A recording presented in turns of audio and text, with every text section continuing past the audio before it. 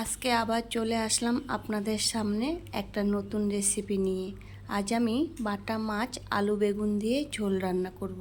আলু বেগুন দিয়ে বাটা মাছের ঝোল খেতে কিন্তু অসাধারণ লাগে। বাটা মাছগুলো কেটে আমি পরিষ্কার করে ধুয়ে নিয়েছি। এবার মাছের মধ্যে লবণ আর হলুদ মেখে নেব।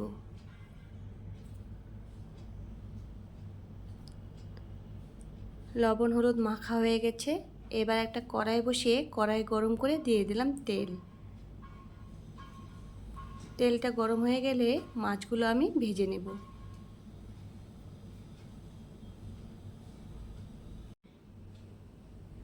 এবার ধুয়ে কেটে রাখা বেগুনের মধ্যে লবণ হলুদ মেখে নেব।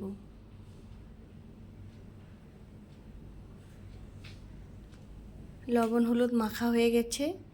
এদিকে মাছগুলো আমার ভাজা হয়ে গেছে। এবার তুলে নেব। ওই তেলে দিয়ে দিলাম বেগুন। বেগুনগুলোকে আমি হালকা করে ভেজে নেব। বেগুন ভাজা হয়ে গেছে, এবার তুলে নিলাম। আবার ওই তেলেই দিয়ে দিলাম কেটে রাখা আলু। আলুগুলোকেও আমি হালকা করে ভেজে নেব। আলু ভাজা হয়ে গেছে, এবার তুলে নিলাম। ওই তেলে আর একটু তেল দিয়ে দিলাম। এরপর দিয়ে দিলাম পেঁয়াজ কুচি। পেঁয়াজগুলোকে আমি লাল করে ভেজে নেব। পেঁয়াজ ভাজা হয়ে গেছে, এবার এর মধ্যে দিয়ে দেব বেটে রাখা মশলা। এখানে আমি আদা, রসুন, শুকনো লঙ্কা আর পেঁয়াজ বাটা করেছি। এবার পেঁয়াজের সাথে মশলাটাকে ভালো করে মিশিয়ে নিলাম। এখন এর মধ্যে আমি সামান্য একটু জল দিয়ে দিলাম।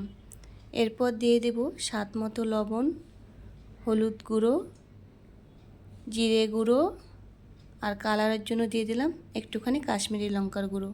সব মশলা এবার ভালো করে কষিয়ে নেব। মশলা কষানো আমার হয়ে গেছে। এবার ঝোলের জন্য এখানে আমি গরম জল ব্যবহার করলাম। ঝোলটা আপনারা আপনাদের পছন্দ মতো দিবেন। এখানে আর একটু জল দিয়ে দিলাম। এবার দিয়ে দিলাম ভেজে রাখা আলু আর বেগুন। আলু বেগুন দিয়ে একটু নেড়ে চেড়ে আমি ঝোলটাকে ফুটিয়ে নেব। ঝোল ফুটে গেছে, এবার দিয়ে দিলাম ভেজে রাখা মাছ।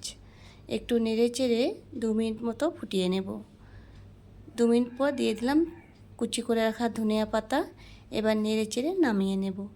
দেখুন কতটা সুন্দর হয়েছে। এভাবে একবার বাটা মাছ আলু বেগুন দিয়ে রান্না করে খেয়ে অবশ্যই দেখবেন। ভিডিওটি শেষ পর্যন্ত দেখার জন্য ধন্যবাদ।